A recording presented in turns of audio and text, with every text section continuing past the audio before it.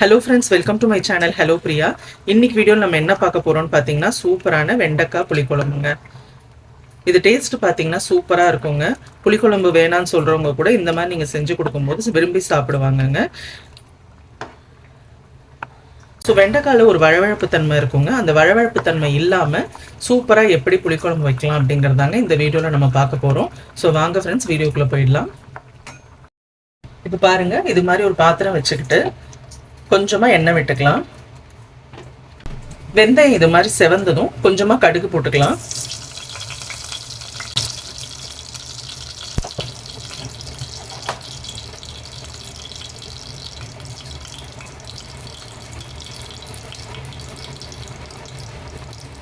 கடுகு பொரிஞ்சதும் கருவேப்பிலை.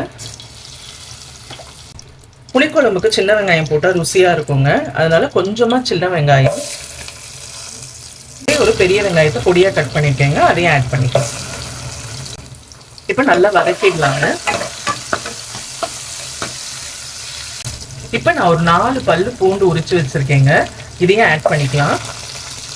பூண்டு போட்டோன்னா நம்ம குழம்பு கொஞ்சம் வாசமாக இருக்குங்க. இப்போ நம்ம வெண்டைக்காய் புளிக்குழம்பு வைக்க போகிறதுனால வெண்டைக்காயை இப்போ நான் இந்த ஸ்டேஜ்லேயே ஆட் பண்ணிடுறேங்க.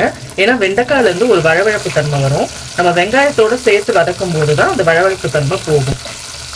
ஸோ நான் வெண்டைக்காயை இந்த மாதிரி இந்த சைஸில் கட் பண்ணியிருக்கேங்க. ஒரு 100 கிராம் வெண்டைக்காவை ஆட் பண்ணியிருக்கேங்க. இதையும் நல்லா வதக்கிடலாங்க. வெண்டைக்காய் நல்லா வதங்கணுங்க. அதில் இருக்கிற வழவழப்பு தன்மைலாம் ஃபுல்லாக போகணும். அப்போ தான் குழம்பு நல்லா இருக்கும், விழுவிழுன்னு இல்லாமல். இப்போ பாருங்க, வெண்டைக்காய் நல்லா வதங்கிடுச்சு பாருங்க. அந்த விழுவிழுப்பு தன்மைலாம் போயிடுச்சு. இப்போ இந்த ஸ்டேஜில் நான் ஒரு பெரிய தக்காளியா 2 தக்காளி ஆட் பண்ண போறேங்க.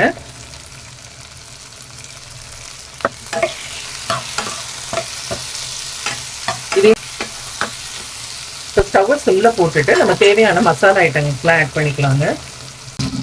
தனி மிளகாய் தூள் 1.5 ஸ்பூன் ஆட் பண்றேங்க. நீங்க உங்க காரத்துக்கு ஏற்ற மாதிரி போட்டுக்கோங்க.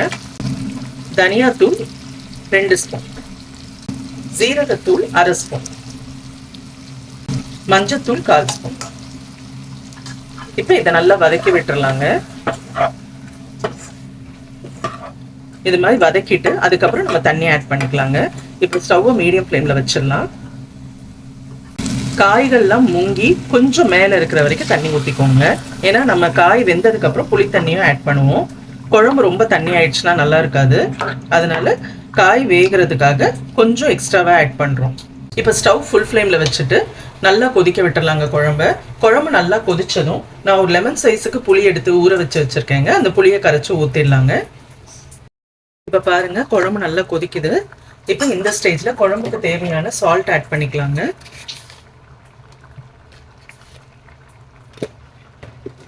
சால்ட் ஆட் பண்ணிட்டு நான் முதல்ல சொன்ன மாதிரி ஒரு லெமன் சைஸ்ல புளி எடுத்து வச்சு ஊற வச்சிருக்கேங்க. அதை நம்ம கரைச்சி ஆட் பண்ணிக்கலாங்க. ஃபர்ஸ்ட் வெங்காயம், தக்காளி, வெண்டைக்காய் வெந்ததுக்கு அப்புறம் தாங்க புளி ஆட் பண்ணணும், இல்லைன்னா காய் வேகாதுங்க. இப்போ நம்ம புளியை ஊற்றிடலாங்க.